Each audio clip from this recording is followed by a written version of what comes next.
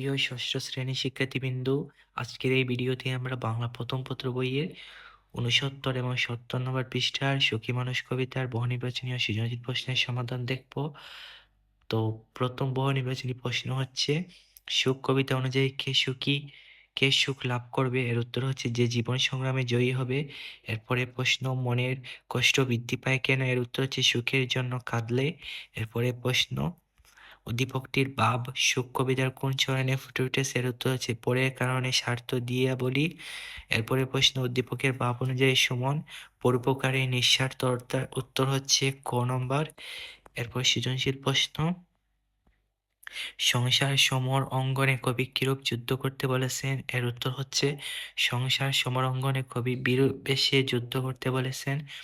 এরপরে প্রশ্ন, এদরা কি বিষাদময় কবি, এর প্রশ্নের কারণ কি? এর উত্তর হচ্ছে এদরা কি বিষাদময়।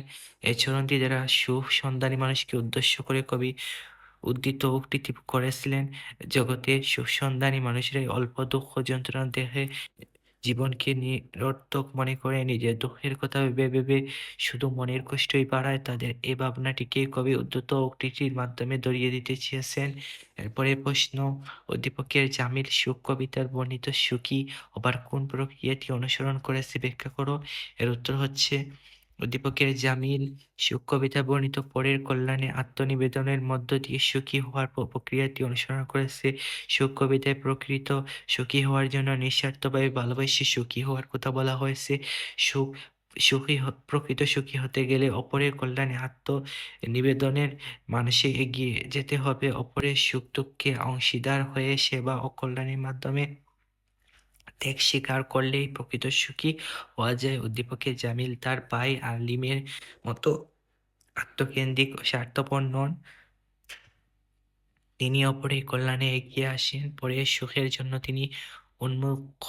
অনেক অন্যের উপকারে তার মনে সুখ আসে, তাই তার সুখী হওয়ার প্রক্রিয়া নিঃস্বার্থ থেকে, কেননা অন্যকে আপন ভেবে অন্যের সুখে দুঃখে অংশীদার হয়ে যে ব্যক্তি অপরের ভালো চায় সেই ব্যক্তি মন দিক থেকে প্রকৃত সুখী। আলোচ্য সুখ কবিতাও এ বিষয়ে আলোকপাত করা হয়েছে। সে বিবেচনা উদ্দীপকের জামিল সাহেবের মধ্যে অন্যের কল্যাণ সাধনার মধ্য দিয়ে সুখ খোঁজার দিকটি অনুসৃত হয়েছে। এরপরে প্রশ্ন, আলিমের সুখ প্রকৃত সুখ নয়, সুখ কবিতার আলোকে মন্তব্যটি বিশ্লেষণ করো।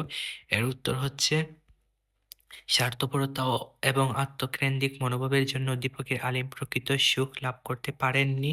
কামিনী রায়ের সুখ কবিতায় আত্মকেন্দ্রিক স্বার্থপর লোক যে প্রকৃত সুখী হতে পারে না সে প্রসঙ্গে বলা হয়েছে। পক্ষান্তরে অন্যকে আপন ভেবে অন্যের সুখ দুঃখের অংশীদার হয়ে প্রীতি ভালোবাসা সেবা ও কল্যাণের মাধ্যমে যে অন্যের মঙ্গলের জন্য ত্যাগ স্বীকার করে সেই প্রকৃত সুখী। উদ্দীপকের আলিম প্রচুর ধন সম্পদের মালিক হয়েও আত্মকেন্দ্রিক আর স্বার্থপর হওয়ার কারণে তিনি পাড়া প্রতিবেশী সমাজের মানুষ থেকে বিচ্ছিন্ন হয়েছেন।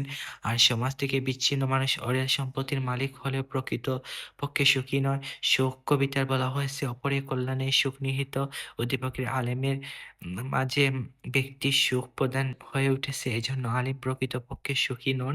সুতরাং সুখ কবিতার আলোকে প্রশ্নোক্ত মন্তব্যটি সঠিক।